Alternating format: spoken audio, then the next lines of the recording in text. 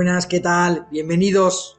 Historia militar del siglo XX, capítulo 7. Ya es el final. Ya terminamos con el Imperio Otomano, con las consecuencias y con la paz de Versalles. Bueno, pues vamos a ir directamente ya a finalizar la exposición, el PowerPoint, que va a ser mucho más rápido. Vale, aquí estamos. Ha caído Alemania, ha caído el Imperio Austrohúngaro días antes y también va a caer el Imperio Otomano. 1918 marca el fin de otro gran imperio histórico, el Imperio Otomano, desde 1299 hasta 1922, casi 700 años. Comienzos, dinastía Osmanli. Sobrevivieron a las invasiones mongolas, acabaron con el Imperio Bizantino con la caída de Constantinopla en 1453 y fueron frenados en la batalla naval de Lepanto en 1571 por el Imperio Español, que salvó a Europa del Islam. Fíjense la extensión del Imperio Otomano, impresionante. Ahí tenemos una imagen, una foto, un fresco, una pintura de la caída del asedio de Constantinopla y la caída de esta. Y ahí tenemos otro retrato de lo que fue Lepanto en 1571, momento en el que España frenó el avance musulmán por Europa. El Imperio Otomano ha ido perdiendo poder y territorios durante los siglos XIX y XX. Entra en la Gran Guerra con la Triple Alianza para poder recuperar el esplendor perdido durante los últimos tiempos. Derrotas en 1914 y represión armenia, como ya se vio en el primer y segundo vídeo. Victorias en Galípoli y los Dardanelos. Bloqueo marítimo francés en el Mediterráneo y británico en el Mar Rojo. Eso hace que se asfixie el Imperio Otomano, como así también le pasó en el Mar del Norte a Alemania por parte de los británicos. Además, es una realidad, el Imperio Otomano está atrasado industrialmente. Y existe una desestabilización en Oriente por parte del Imperio Británico. Ahí entra a jugar Lawrence de Arabia, ese oficial británico que antes de la guerra era arqueólogo y estaba en Egipto estudiando y fue fichado por los británicos. Ataques, sabotajes e insurgencias en regiones de la península arábiga, Mesopotamia, rica en petróleo, Palestina y Siria. El jerife Hussein y su hijo, el príncipe Faisal, intentan proclamar un estado árabe después de estas revueltas con capital en Damasco, que no van a conseguir y luego vamos a ver por qué. Caída de Jerusalén es el principio del fin del Imperio Otomano. El Imperio Otomano deja de luchar por la recuperación de su imperio y comienza a luchar por la supervivencia del mismo. Las tropas británicas, francesas e italianas entran en Constantinopla. Es el fin. Se destapan los acuerdos de paz del Tratado de Sykes-Picot. ¿Quiénes fueron estos dos hombres? Bueno, Sykes era un oficial británico y Picot un oficial francés. Se habían repartido el Imperio Otomano en caso de pérdida en la Gran Guerra, como así fue. Las marcas azules pertenecen a Francia y las marcas rojas pertenecen a Gran Bretaña, con un nuevo país, el país de Irak. Sykes-Picot, acuerdo secreto en 1916 entre los gobiernos británico y francés para repartirse, como se dijo antes, el Imperio Otomano. Sacado a la luz por los bolcheviques en 1917 y las promesas europeas a los árabes, después de esto, quedan en entredicho. De izquierda a derecha, Sykes, el jerife Hussein y Picot, y luego todas las formas de Estado en las que se habían pensado para beneficiarse los franceses y los británicos, como luego así fue en el artículo 22 del Tratado de Versalles, del que vamos a ir a hablar. Traición a los árabes, dicho tratado, y el jerife Hussein y su hijo, el príncipe Faisal, no pudieron liderar un estado árabe con capital en Damasco. Lawrence de Arabia se siente igualmente traicionado y utilizado por sus gobernantes británicos. El artículo 22 del Tratado de Versalles entregó el control de esas áreas a los vencedores. Palestina, bajo dominio británico, es elegida para el futuro Estado hebreo. Aquí vienen los problemas entre Israel y Palestina en la Primera Guerra Mundial. Consecuencias profundas en Oriente Medio, trazando fronteras donde nunca las había habido y separando y enfrentando a tribus, etnias y pueblos, que esto nos va a recordar al reparto colonial de África por parte de Europa y cuando se dejan esas potencias y se hacen esas líneas tan perfectas que siguen paralelos y meridianos y que no tienen nada que ver con la historia, la cultura y la tradición de pueblos, tribus o etnias. Ahí tenemos a Lawrence de Arabia con la indumentaria típica árabe y abajo tenemos dos libros. Los 7 pilares de la sabiduría, libro que hizo Lawrence de Arabia con más de 1000 páginas y que tuvo pocas ventas porque era muy extenso, y la segunda parte, que era Rebelión en el desierto, que era el libro mucho más reducido, para que pudiera ser comercial. Ahí tenemos al príncipe Faisal y a Lores de Arabia en el Palacio de Versalles, en los meses de negociación. El Tratado de Versalles o la Paz de Versalles puso fin a la Gran Guerra. Se firmó por más de 50 países. Los derrotados no tuvieron voz ni voto. Terminó oficialmente con la Gran Guerra entre Alemania y los países aliados. Armisticio, cese de hostilidades.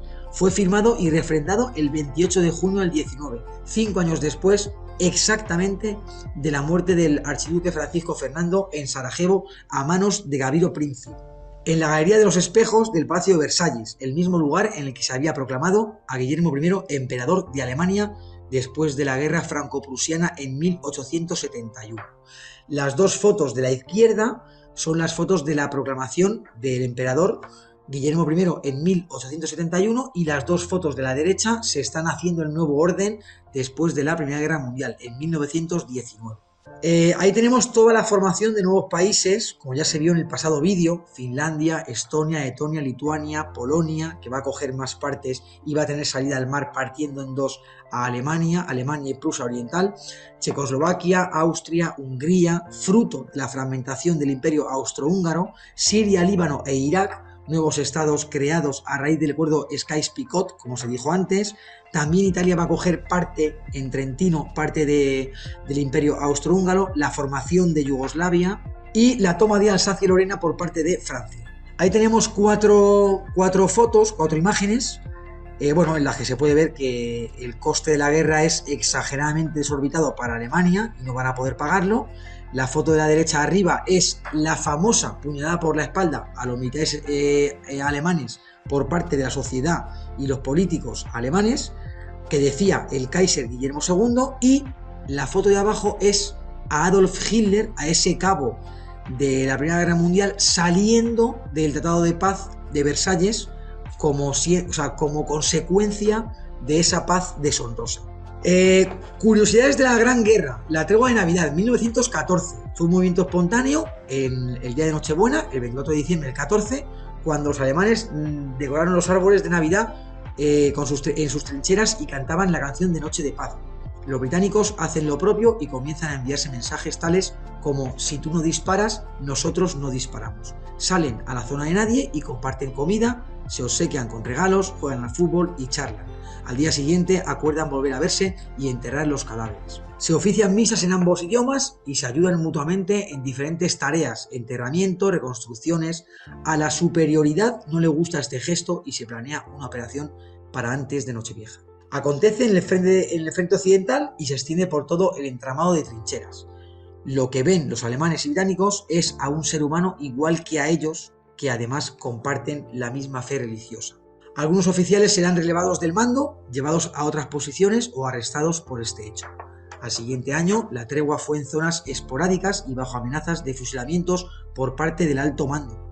En diciembre del 16, la tercera Nochebuena, después de años de recrudecimiento y uso de nuevas tácticas, el gas, ya nadie quería realizar una tregua en esos días. Fíjense en la foto de abajo: el fútbol mueve montañas, el fútbol hace lo impensable, lo imposible, hace que dos bandos dejen de pegarse tiros y jueguen un partido de fútbol. Ahí tenemos una estatua en un campo de fútbol británico, ahora mismo no sé cuál es, pero bueno, es el fiel reflejo de la tregua de Navidad de 1914. Otra curiosidad: el uso del gas. En la Primera Guerra Mundial se usó por primera vez en la historia. A los ejércitos les cogió desprevenidos.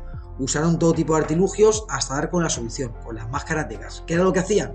Se impregnaban pañuelos con su propio orín y se los ponían en la boca y en la nariz para evitar respirar el gas. Lógicamente cogían infecciones y era hasta mucho peor, pero hasta que se dio con las máscaras de gas era lo que les podía de momento valer. Gases incapacitantes, venenosos, lacrimógenos, donde se usa por primera vez en 1915 en la batalla de Ypres, y fue una mezcla de cloro y fósgeno que provocaba asfixia en los combatientes. Hitler, el cabo Hitler, Adolf Hitler, fue herido en un ataque de gas mostaza en Ypres en octubre del 18 y el armisticio le cogió en el hospital.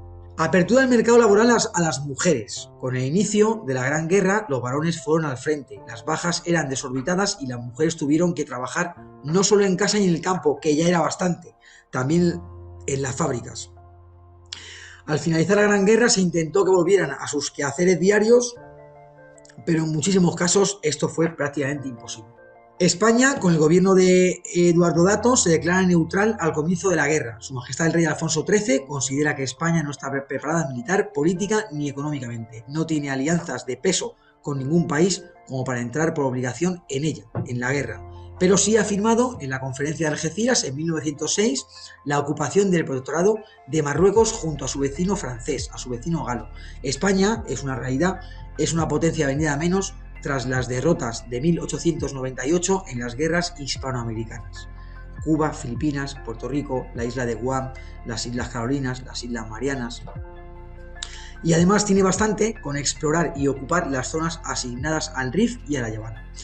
Guerra de Melilla, 1909, expansión en las zonas de influencia, el espacio vital de Ceuta y Melilla, y la campaña del Quer en el 11 y en el 12. Se va a paralizar esa ocupación del protectorado porque Francia va a entrar en la Primera Guerra Mundial y le va a exigir que no avance en su territorio.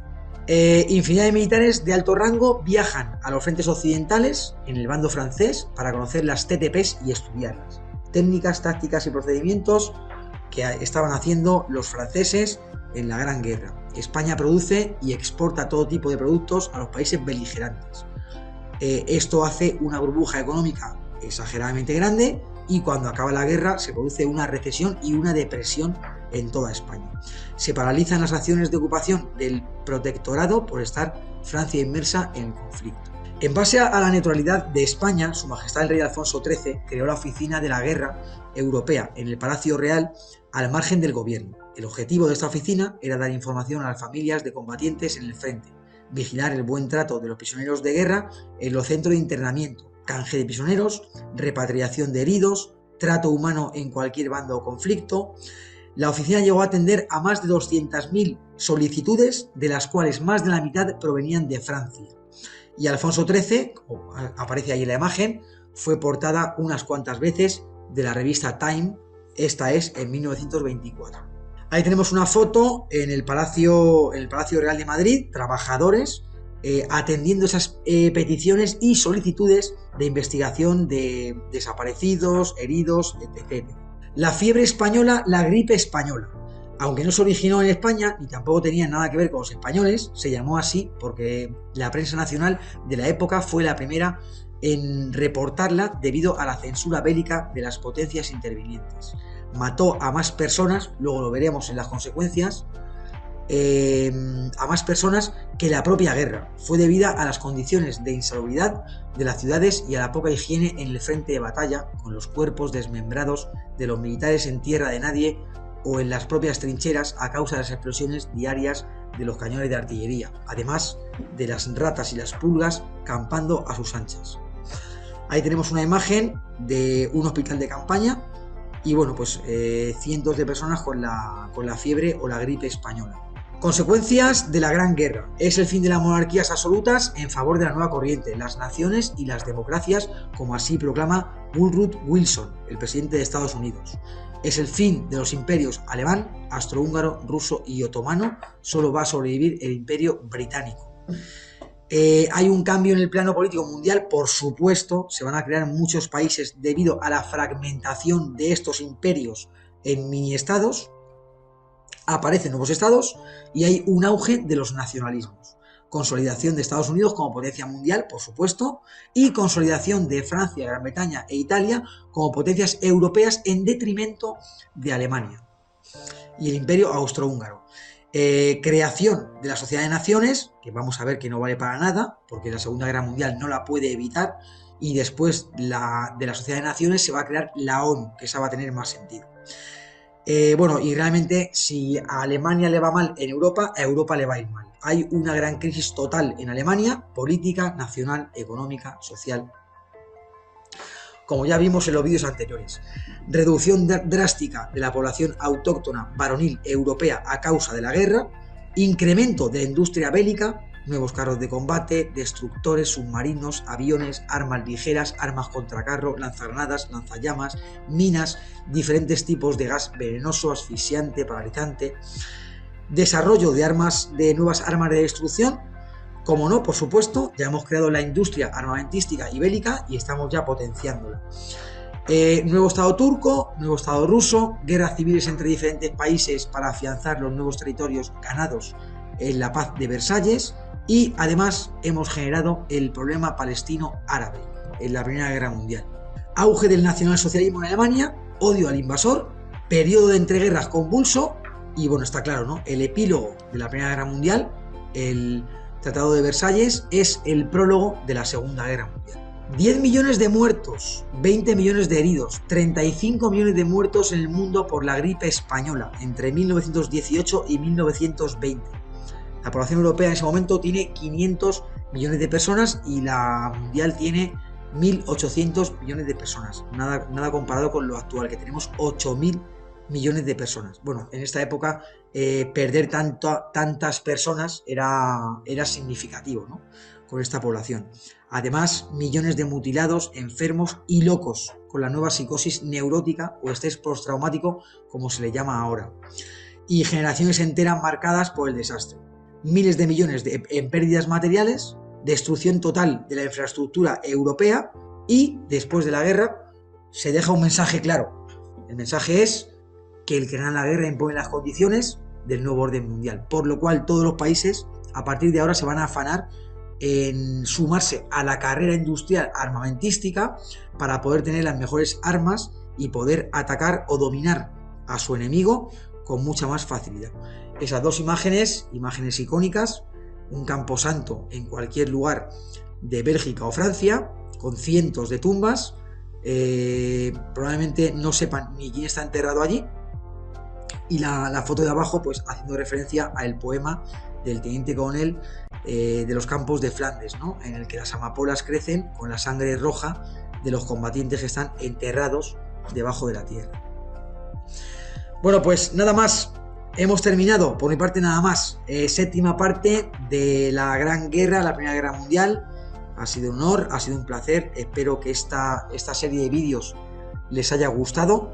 Espero que sea de su agrado y que puedan ver pues poco a poco, desde el vídeo 1 hasta el vídeo 7, cómo hemos ido avanzando en el tiempo con antecedentes históricos. Me encanta hacer una introducción histórica: 1914, 15, 16, 17, 18 y luego la paz de Versalles.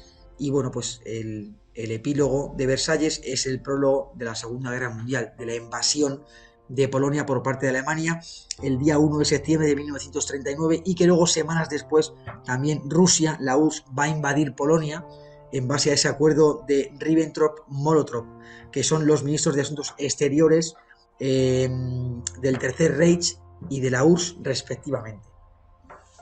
Ya hablaremos de eso, ya hablaremos en los siguientes capítulos. De momento hemos llegado hasta 7 en estos vídeos, espero que no haya sido muy pesado. Tampoco si ha sido muy ameno, no lo sé. Pero bueno, sea como fuere, los siguientes miércoles a estos en los que ponemos los vídeos, tenemos la opción de hacer preguntas, interactuar conmigo. Y bueno, pues les repito, ¿no?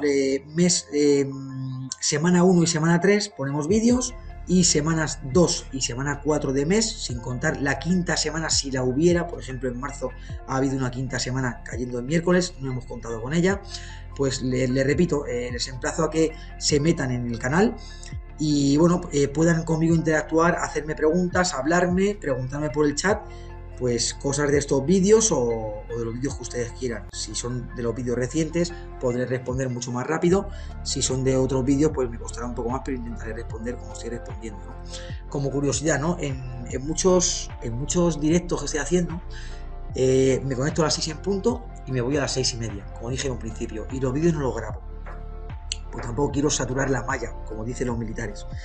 Lo que hago es, la gente que está en directo pues me puede ver, hablamos, interactuamos, y la gente que no está, pues sencillamente no ha podido estar, pues no está y ya está, no pasa nada.